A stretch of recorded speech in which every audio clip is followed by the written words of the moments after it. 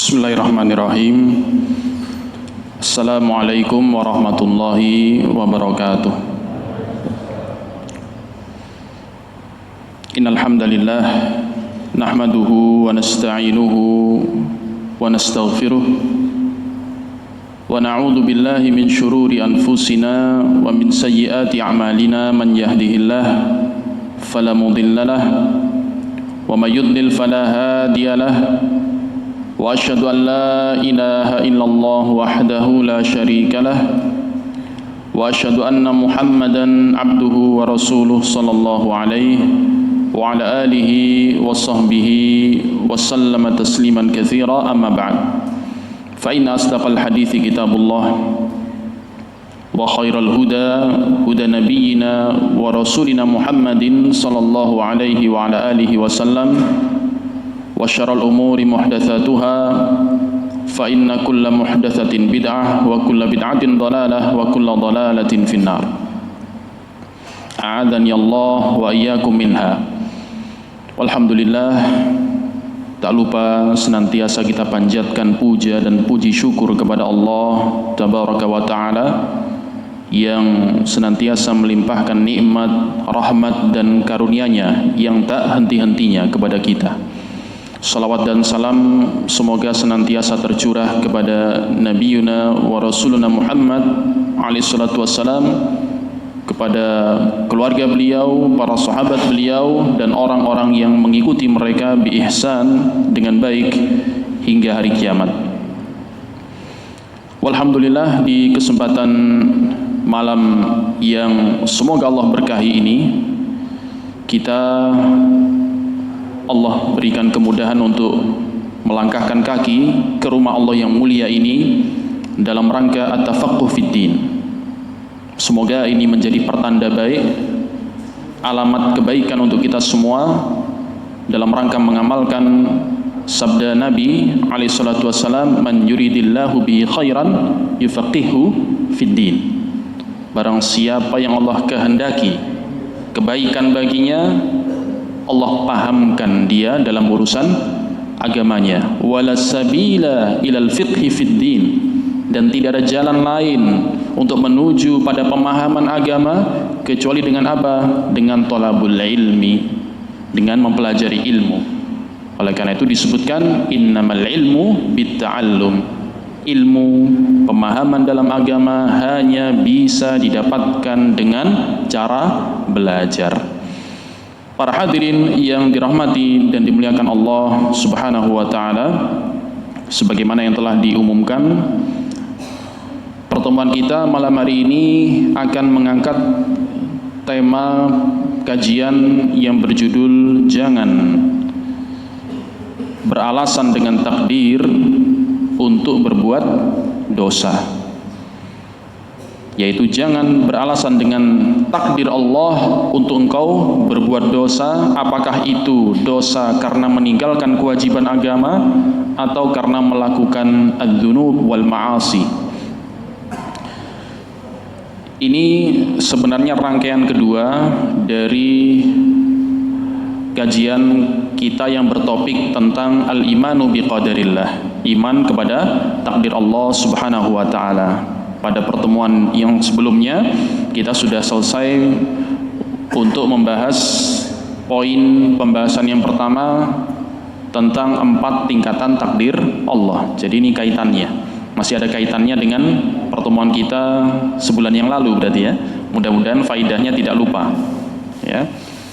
Pertemuan yang pertama itu membahas pondasinya tentang iman kepada takdir Allah, yaitu bahwasanya seorang hamba tidak sempurna imannya kepada takdir Allah sampai beriman kepada 4 tingkatan takdir Allah. Sebelum kita masuk ke pembahasan yang dijadwalkan dan diagendakan, mungkin kita awali dengan kuis ya. Pertemuan kita ada pertanyaan dan sudah disiapkan hadiahnya. Hadiahnya nggak seberapa sih, cuma untuk memacu aja, memotivasi supaya faidah yang sudah dipelajari jangan sampai lupa ya. Siapa yang bisa menyebutkan 4 tingkatan takdir Allah? Kalau bisa pakai hafalan tanpa melihat catatan, bagus. Tapi kalau melihat catatan pun boleh, tidak masalah. Boleh menyebutkannya dengan bahasa Indonesia atau dengan bahasa Arabnya yang kemarin terangkai dalam satu bait syair. Monggo, siapa yang bisa? Monggo, jangan malu-malu. La haya'a fil ilm. Tidak boleh ada rasa malu ketika menuntut ilmu. Dua golongan yang terhalang dari ilmu apa? Al-mustahi, yang malu-malu dalam menuntut ilmu, maka dia tidak akan bisa mendapatkan ilmu secara maksimal. Atau golongan yang kedua, dan insya Allah itu tidak ada di tengah-tengah kita, yaitu orang yang mustakbir, orang yang sombong. Naudzubillah. Monggo, siapa yang bisa menyebutkan 4 tingkatan takdir? Ringkas saja, nggak perlu panjang lebar penjelasannya. Monggo, monggo, Pak Fendi. Boleh, tidak apa-apa.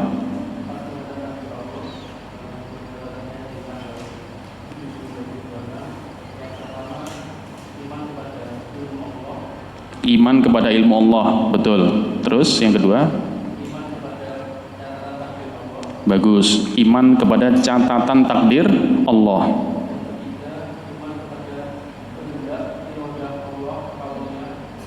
Nah, beriman kepada iradah atau masyiah Allah, kehendak Allah, ya.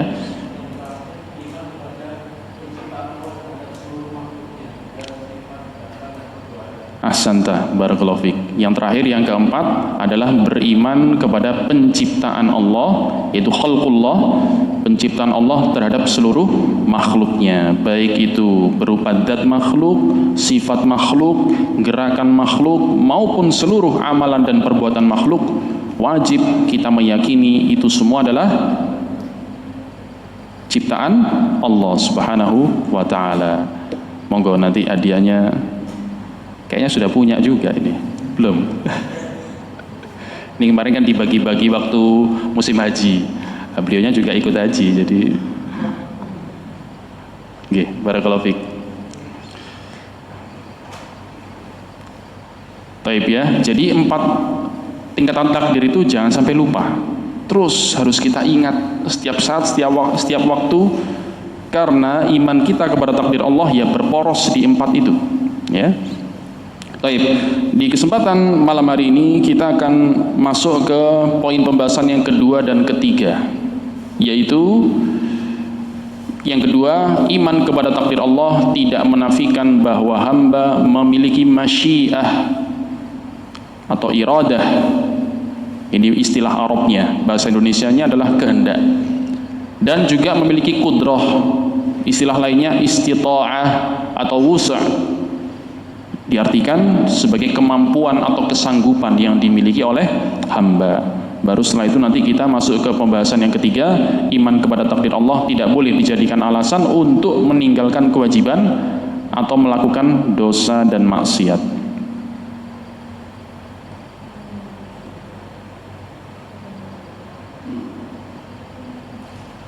Oke. Jadi ini, iman kepada takdir Allah tidak menafikan bahwa hamba, manusia, dan juga bangsa jin tentunya, makhluknya mukallaf yang terkena beban syariat, itu memiliki 2 hal ini. Yang mana kalau salah satunya tidak ada, maka tidak akan hamba atau makhluk itu dikenai beban syariat. Beban syariat baru akan berlaku, terkenai makhluk atau hamba ketika dia memiliki 2 hal ini, masyiah atau iradah, yaitu kehendak, dan yang kedua adalah qudrah, kemampuan atau kesanggupan. Istilah lainnya istita'ah atau wusa'. Perkara ini penting karena di sana ada kelompok yang menyelisihi al-haq di dalam bab ini, yaitu kelompok yang diistilahkan dengan kelompok Jabriyah. Nanti kita akan ulas biidznillah secara lebih merinci di bagian yang terakhir, kelima. Kelompok Jabriyah itu mengingkari manusia, hamba tidak punya kehendak, tidak punya kudrah. Terus bagaimana mereka hidup di dunia ini? Mereka permisalkan seperti seorang yang tangannya diikat, kakinya diikat, kemudian dilemparkan ke tengah laut dan diperintahkan berenanglah. Ini yang diistilahkan dengan akidah Jabr, keyakinan Jabr. Makanya kelompoknya namanya Jabriyah, ya. Adapun dalil-dalil di dalam Al-Quran maupun As-Sunnah An-Nabawiyah sangat banyak, sangat jelas, gamblang menunjukkan bahwasanya manusia, hamba itu punya yang pertama apa? Iradah dan masyiah, kehendak, punya kehendak ketika berbuat, dan juga punya kudrah untuk melakukan apa yang dia kehendaki. Kemarin sudah sempat saya contohkan ya, kalau kita haus, rasa haus, muncul kehendak, iradah, masyiah apa? Ingin minum. Lalu kehendak itu dibarengi dengan adanya kudrah, istita'ah, kemampuan untuk mengambil botol yang berisi air minum, akhirnya diminum. Nah, itu proses bagaimana perbuatan hamba itu bisa dilakukan, yaitu af'al ikhtiyariyah, yang disilakan dengan perbuatan yang dilakukan secara sengaja dengan kehendak.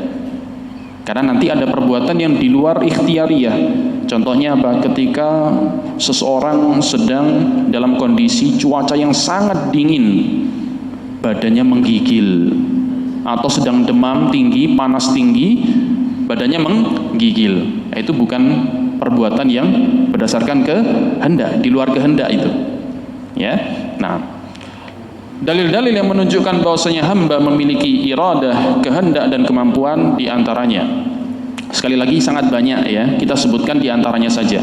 Dalil syar'i bahwa hamba memiliki masyiah atau iradah, kehendak, yang pertama di dalam surat An-Naba. Surat apa? An-Naba ayat yang ke-39. Allah Jalla fi'ulah berfirman, "Dzalikal yaumul haqq." Itulah hari yang pasti terjadi, yaitu hari kiamat. Hari yang pasti terjadi. Faman syaa'a attakhadha ila rabbih ma'aba. Maka barang siapa menghendaki, nah ini syahidnya, poin yang menjadi titik tekan dalam ayat ini, yaitu lafadz syaa'a. Jadi masyiah yang diartikan sebagai kehendak dalam bahasa Indonesia itu berasal dari kata sya'a yasha'u. Itu kata kerjanya, fi'il madhi mudhari'nya sya'a yasha'u. Masyiah itu masdarnya. Di sini Allah Subhanahu wa taala menyatakan dengan tegas, faman sya'a, barang siapa menghendaki, ittakhadha ila rabbih ma'aba, niscaya dia menempuh jalan kembali kepada Tuhannya, kepada Allah Subhanahu wa taala dengan melakukan apa? Amal soleh, ibadah, amal ketaatan, supaya kembali kepada Allah dengan kebahagiaan, mendapatkan tempat kembali yang bahagia, yaitu di surga Allah Subhanahu wa taala. Syahidnya yang perlu digarisbawahi adalah pada lafaz apa? Sya'a. Jelas, berarti hamba memiliki masyiah, kehendak untuk berbuat. Kemudian dalil yang lain di dalam surat Fussilat ayat yang ke-40, Allah Jalla Jalaluh berfirman, innal ladzina yulhiduna fi ayatina la yakhfauna alaina. Sesungguhnya orang-orang yang mengingkari tanda-tanda kebesaran kami, la yakhfauna alaina, dia tidak akan tersembunyi dari kami. Mereka tidak akan tersembunyi dari kami. Afamay yulqa finnar khairun amman ya'ti aminan yaumal qiyamah. Apakah orang-orang yang dilemparkan, yulqa, dilemparkan finnar, ke dalam neraka jahanam, apakah dia lebih baik kondisinya dibandingkan orang yang datang di hari kiamat kelak dengan aman sentosa? Jawabannya yang mana? Tentu yang kedua. Orang yang nanti di akhirat dalam keadaan aman sentosa, terbebas dari adab dan siksa, dia tentunya keadaannya lebih baik. Syahidnya di akhir ayat. Jadi kalau kita nyebut syahid, itu artinya adalah titik tekan atau poin utama di dalam ayat tersebut yang menjadi poin pendalilannya. Di akhir ayat Allah menyatakan, i'malu ma syi'tum, beramallah atau lakukanlah apa yang kalian kehendaki, lakukanlah sekehendak kalian. Jadi di sini Allah menyatakan dengan tegas bahwasanya hamba memiliki masyiah, yaitu dari kata syi'tum. Syi'tum itu dari kata sya'a bersambung dengan domir jamak mutakallim, ya. Syi'tum mudzakkar, sehingga bentuknya menjadi seperti itu, syi'tum. Tapi asal katanya sama, dari sya'a, yaitu menghendaki. Beramallah, lakukanlah, berbuatlah sekehendak kalian, tapi ingat, innahu bima ta'maluna basir. Sesungguhnya Dia, Allah, Maha melihat apa yang kalian kerjakan. Jadi silakan berbuat sekehendaknya, mau berbuat taat silahkan, mau beribadah silahkan, mau sibuk dengan ya perbuatan yang baik silahkan. Sebaliknya, kalau mau berbuat maksiat, dosa, bahkan na'udzubillah sampai kekufuran, kesyirikan dan sebagainya, silakan. Tapi ingat konsekuensinya. Allah tidak pernah lalai dari apa yang kalian perbuat. Allah Maha melihat apa yang kalian perbuat, dan kalian pasti akan dimintai pertanggungjawaban. Nah, ini ya. Sangat jelas. Jadi kalau ada orang sampai mengingkari manusia itu nggak punya kehendak, maka dia jelas menentang Al-Quran, ya, menentang nas Al-Quran. Apakah ada orang-orang seperti itu? Ada, ya, banyak bahkan, ya. Sehingga penting untuk kita terus memupuk ilmu tentang keimanan kepada takdir Allah, supaya tidak mudah terkena syubhat, pemikiran rancu yang bisa membahayakan akidah kita.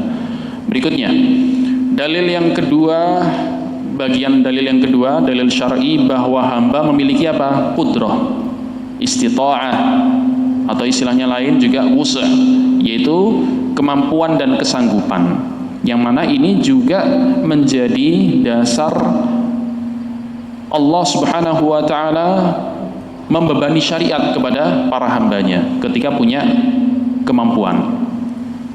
Karena kalau seorang hamba manusia tidak punya kemampuan, maka dia tidak akan terkenai beban syariat, ya. Yang pertama di dalam surat At-Taghabun, Allah Subhanahu wa ta'ala berfirman di ayat yang ke-16, fattaqullaha mastata'tum.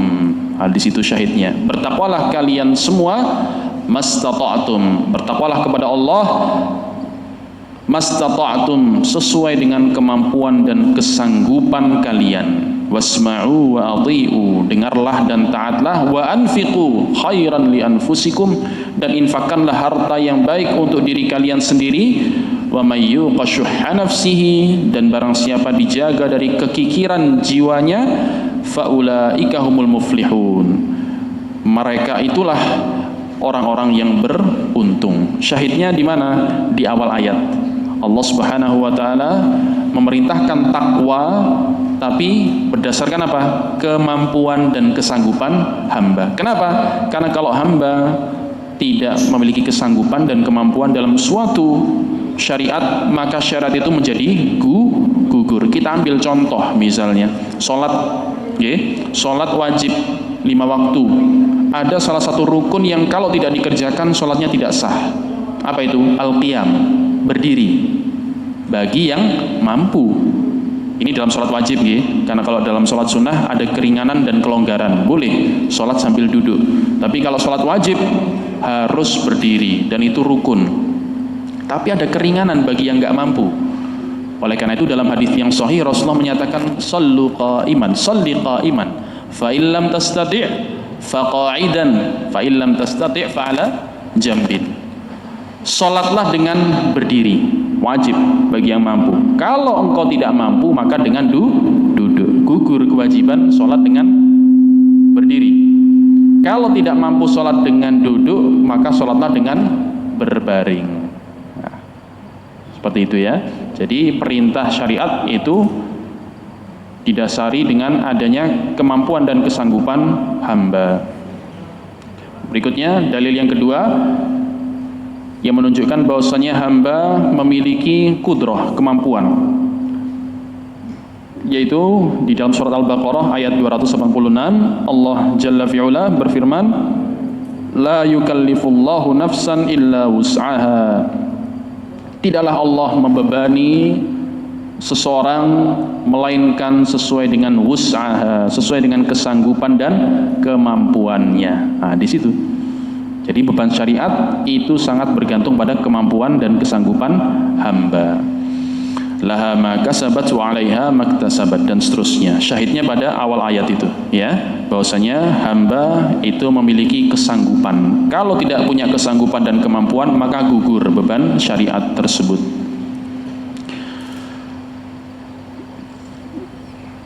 Sebelum masuk ke sini, itu dalil-dalil syar'i di antaranya yang menunjukkan manusia punya apa? Kehendak dan kemampuan. Dalil secara realita waqi' juga para ulama menyebutkan secara waqi' juga tidak bisa dibantah. Manusia bisa merasakan saya punya kehendak dan saya bisa melakukan apa yang saya kehendaki. Sehingga dia bisa membedakan antara perbuatan yang sengaja dia lakukan karena kehendaknya dan perbuatan yang tidak didasari kehendak, di luar kehendaknya. Contohnya tadi, menggigil karena kedinginan, karena demam, panas tinggi, ya. Atau seorang misalnya sedang tidur kemudian mengigau. Itu misalnya ya, bisa saja orang mengigau di dalam tidurnya kemudian mengucapkan kalimat kufur. Naudzubillah. Apakah dia terkenai dosa? Jawabannya tidak. Karena itu di luar kehendak dia. Dia berbicara seperti itu, mengigau tanpa sadar, maka tidak dicatat oleh malaikat, ya. Barakallahu fikum.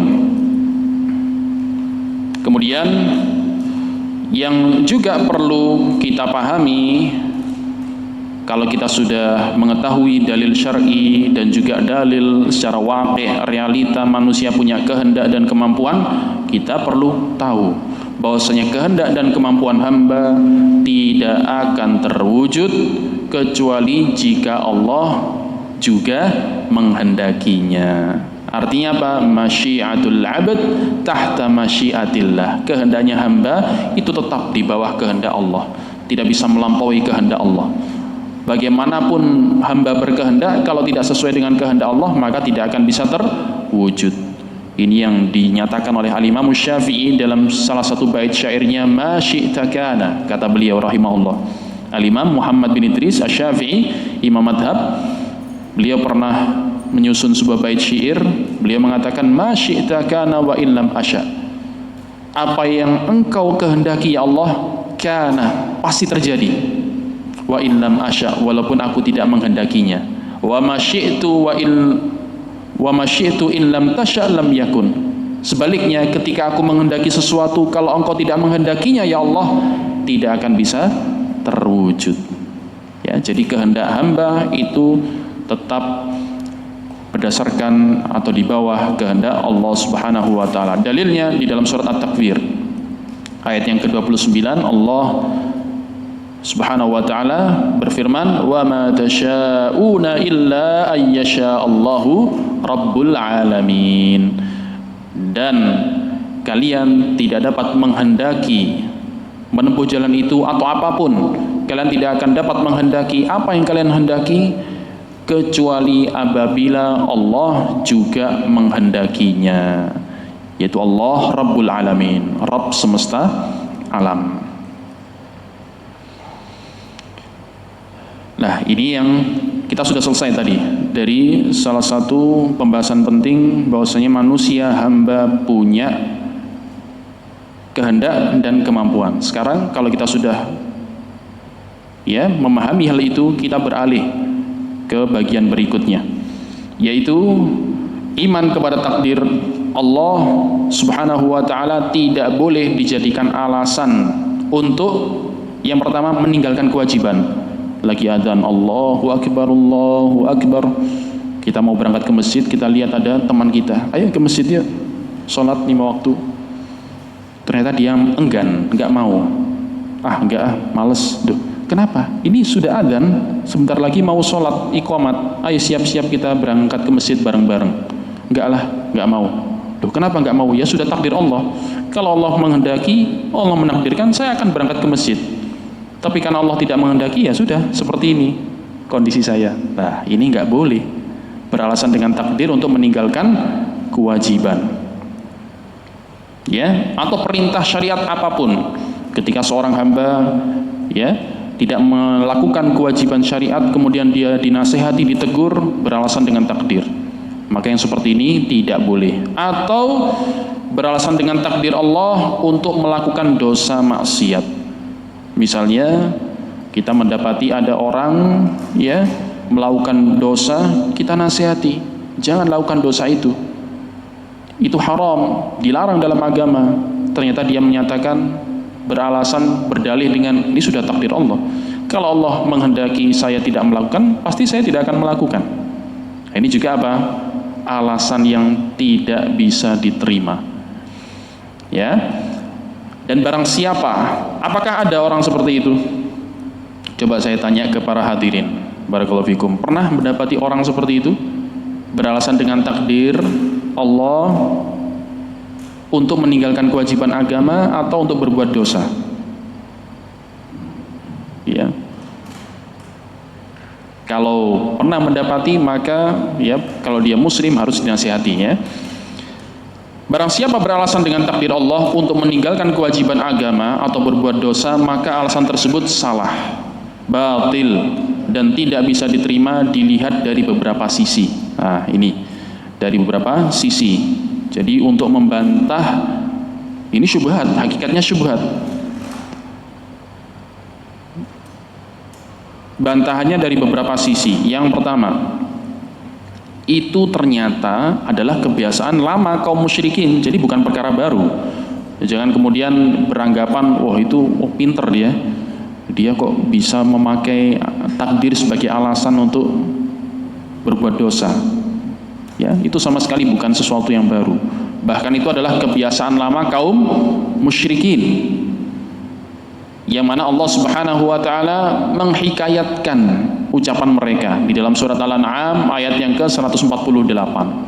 Allah Jalla fi'ulah menyatakan, sayaqulul ladzina asyraku, orang-orang musyrik akan berkata, lau sya'allahu ma asyrakna, jika Allah menghendaki tentu kami tidak akan mempersekutukannya, tidak akan berbuat kesyirikan. Ini terkhusus kalau mereka ditegur, dinasihati, janganlah kalian berbuat kesyirikan, beribadahlah hanya kepada Allah satu-satunya.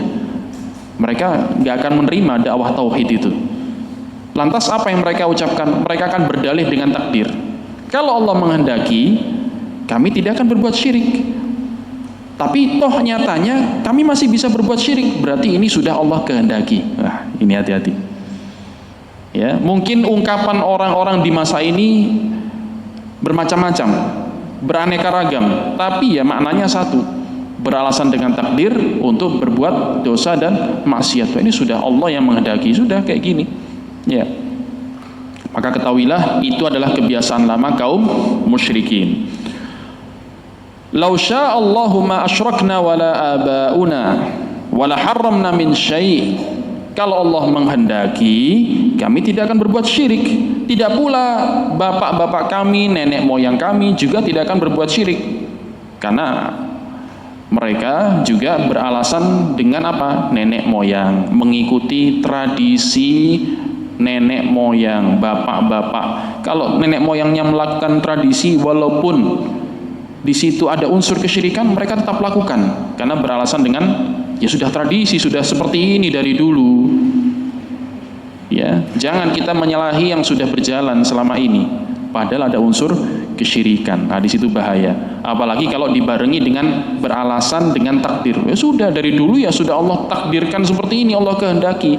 Toh buktinya masih berjalan. Nah, ini hati-hati. Ya. Ketahuilah bahwasanya ini ucapan lama orang-orang musyrik. Dan ini ucapan yang batil. Buktinya apa?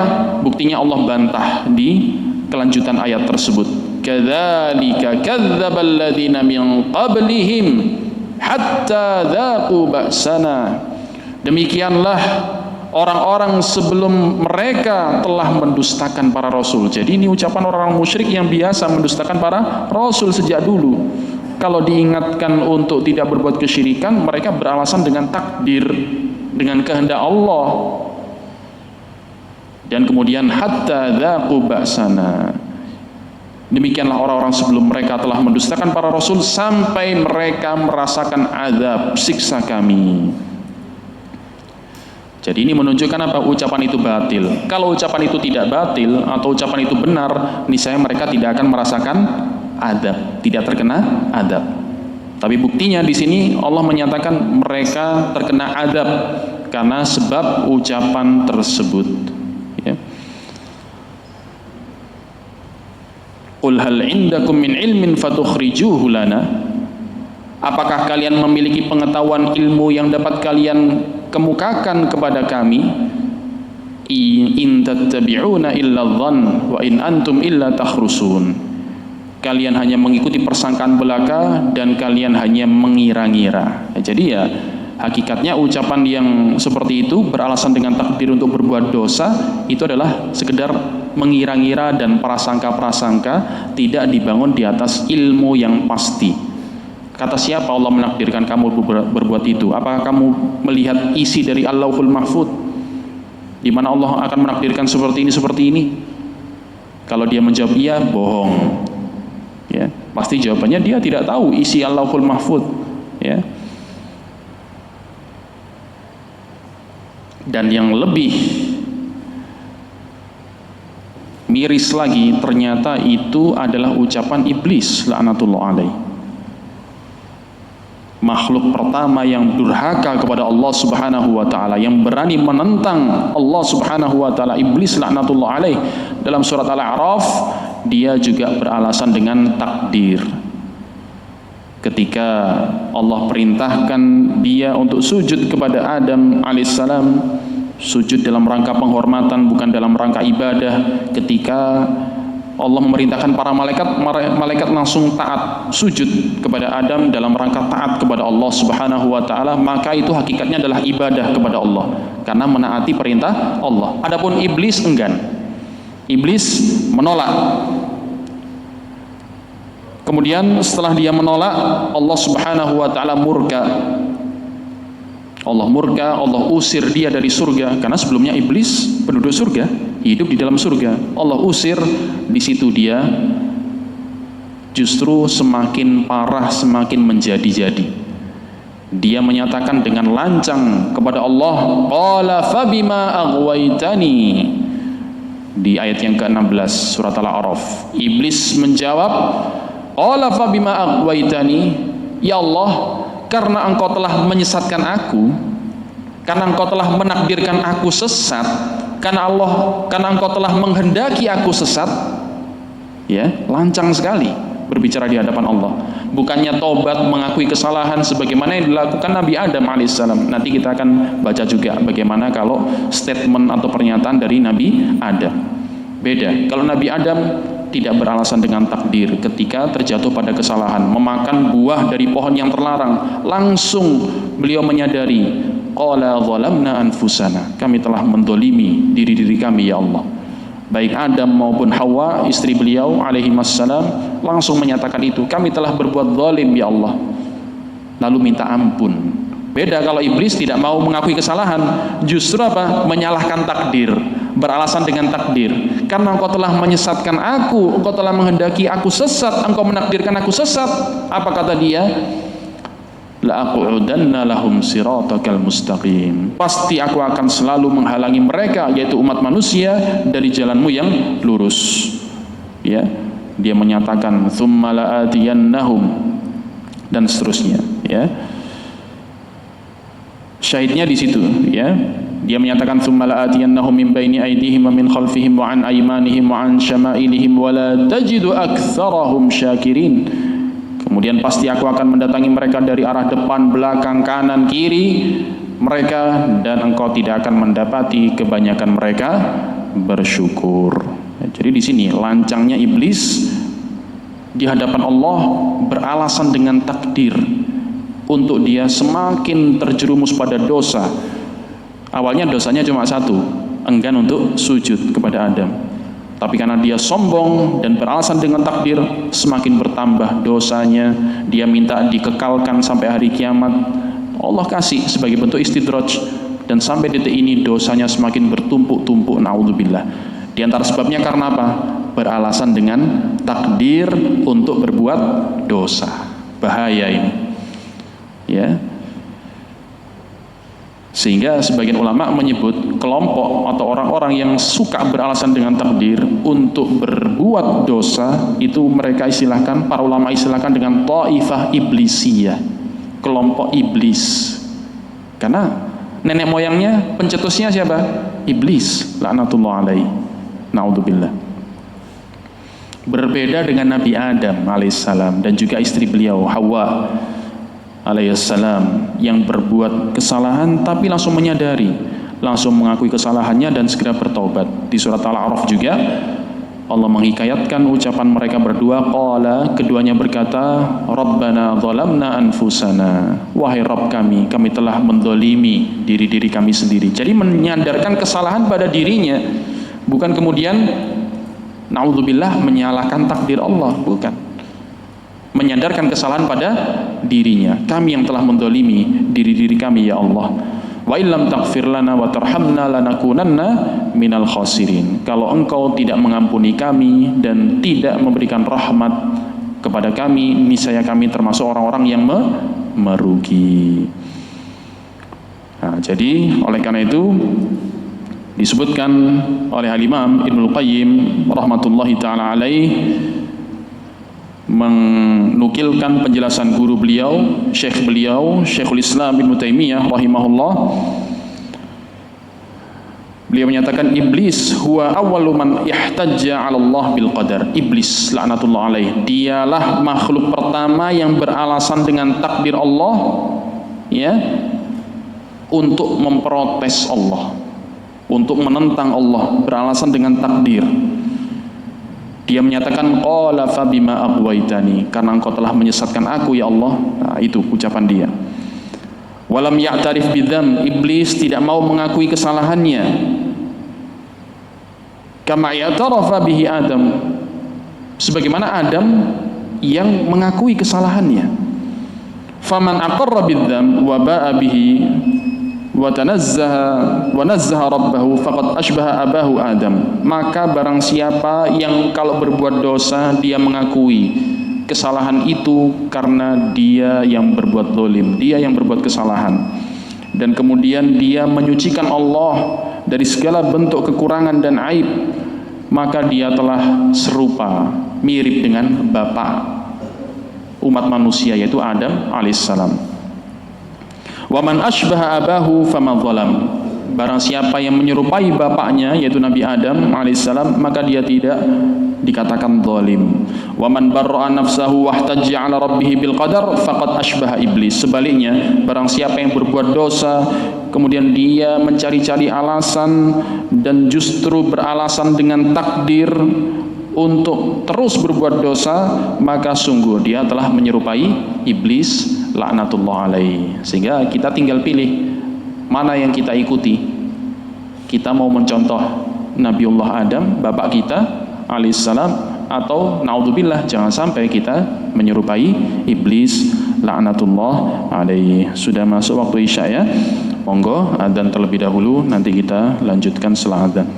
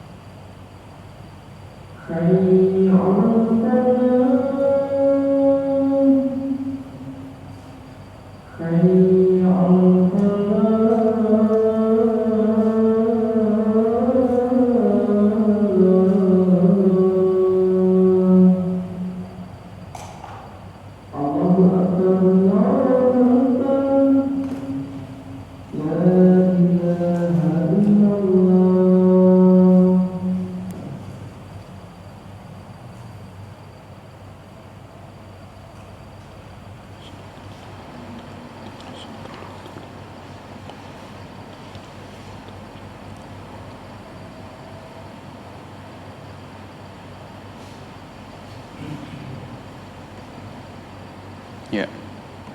Kita lanjutkan. Itu tadi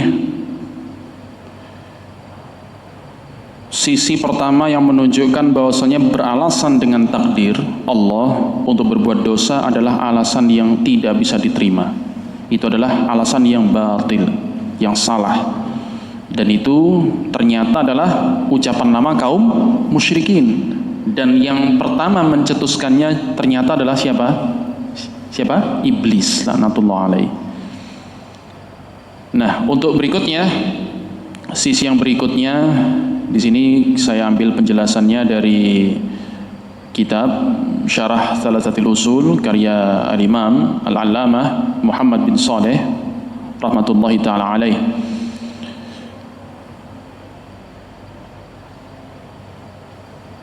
Yang kedua, ya,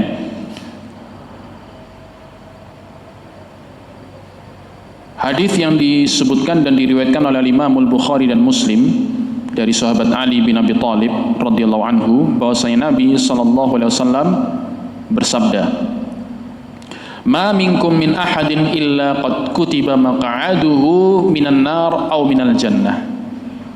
Tidak ada seorang pun dari kalian kecuali telah ditulis tempatnya di neraka ataukah di surga.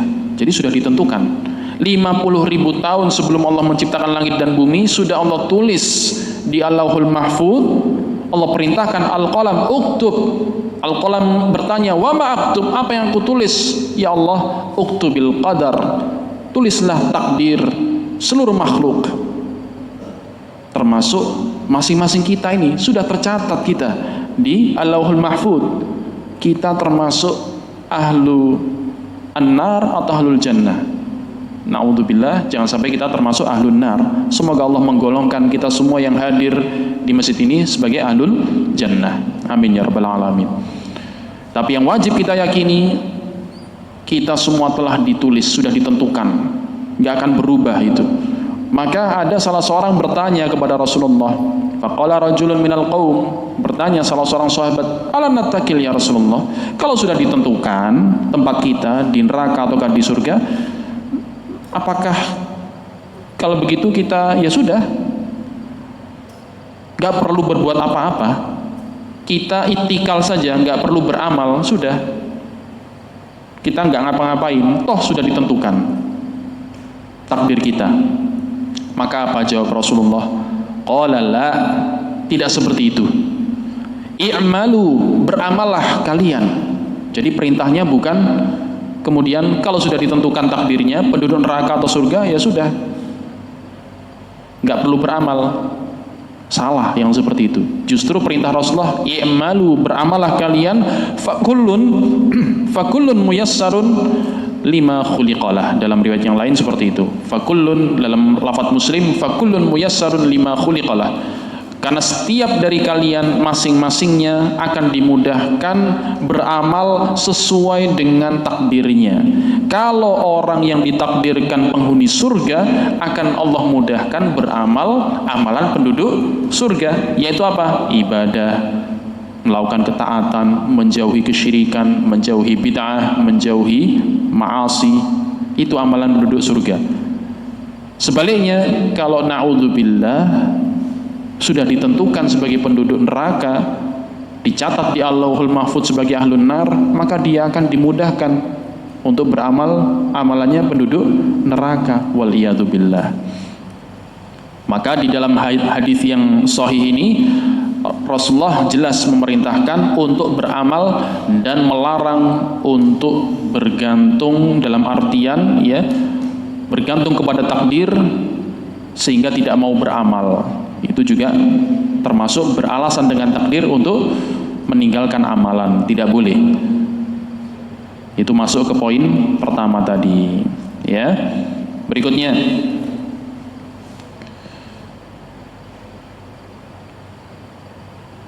sisi yang berikutnya yang menunjukkan beralasan dengan takdir untuk berbuat dosa adalah alasan yang batil. Bahwasanya Allah Subhanahu wa ta'ala, takdir Allah adalah sirrun maktum. Kita fokus ke bagian ini ya. Karena untuk yang bagian sebelumnya itu sudah terwakili dengan pembahasan yang pertama tadi. Manusia itu punya kehendak dan kemampuan. Berikutnya, takdir Allah adalah sirrun maktum, rahasia yang tersembunyi, rahasia Allah. Siapa yang tahu takdir Allah di Allahul Mahfuz? Malaikat saja nggak bisa lihat. Yang tahu hanya Allah Subhanahu wa ta'ala dan makhluk-makhluk yang Allah kehendaki. Maka itu adalah rahasia Allah yang tertutup. La ya'lamu bihi illa ba'da wuqu'il maqdur. La yu'lamu bihi. Tidak bisa diketahui takdir Allah tersebut kecuali setelah terjadi. Ya. Hamba atau makhluk tidak bisa mengetahui takdir itu kecuali setelah terjadinya. Sehingga ketika seorang hamba menghendaki sesuatu untuk melakukan perbuatan, maka kehendaknya itu mendahului perbuatannya, kan begitu tadi. Contohnya mau minum ya, kehendaknya kan muncul dulu, kehendaknya dalam hati, kemudian baru berbuat. Maka kehendak itu mendahului perbuatan, ya. Sehingga kehendak untuk berbuat itu tentunya tidak dibangun di atas ilmu tentang takdir Allah. Misalnya nih, kita di sini jam sekian 18.54. Apa yang akan kita lakukan 5 menit kemudian? Ada yang tahu? Tidak ada yang tahu. Kita cuma bisa berencana, berkehendak. Tapi realnya, wakilnya seperti apa, faktanya nanti seperti apa, takdir Allah seperti apa 5 menit kemudian, tidak ada yang tahu. Nah, itu. Sehingga kalau seseorang kemudian ya berkehendak melakukan sesuatu, itu tidak dibangun di atas ilmu tentang takdir Allah. Sehingga kalau seperti itu tidak sah berdalih atau beralasan dengan takdir untuk berbuat dosa atau maksiat. Karena beralasan dengan sesuatu yang tidak diketahui itu tidak bisa diterima. Jelas gini, bisa dipahami insyaallah gini. Nah, jadi gampangannya gini, takdir Allah siapa yang tahu?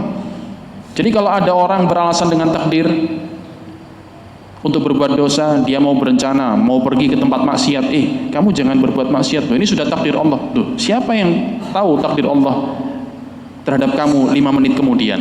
Kamu juga nggak tahu. Sedangkan kehendak kamu sudah ada sekarang, maka perbaiki dulu kehendakmu. Palingkan kehendakmu untuk berbuat maksiat, palingkan untuk sebaliknya berbuat ketaatan. Karena kehendak itu ada dalam diri kita, kita bisa merasakan itu yang kita akan dimintai pertanggungjawaban, kehendak itu. Karena dengan kehendak itu kita bisa memilih. Nah, contoh lebih gamblangnya disebutkan di sini. Bahwasanya manusia itu memiliki tabiat untuk memilih sesuatu yang menguntungkan dia, yang menyenangkan dia, yang akan memberikan kesenangan, kebahagiaan untuknya. Ini tabiat manusia, akan memilih sesuatu yang baik, yang enak, yang menyenangkan, yang membahagiakan. Itu kalau orang masih sehat akalnya, masih waras, masih punya akal sehat.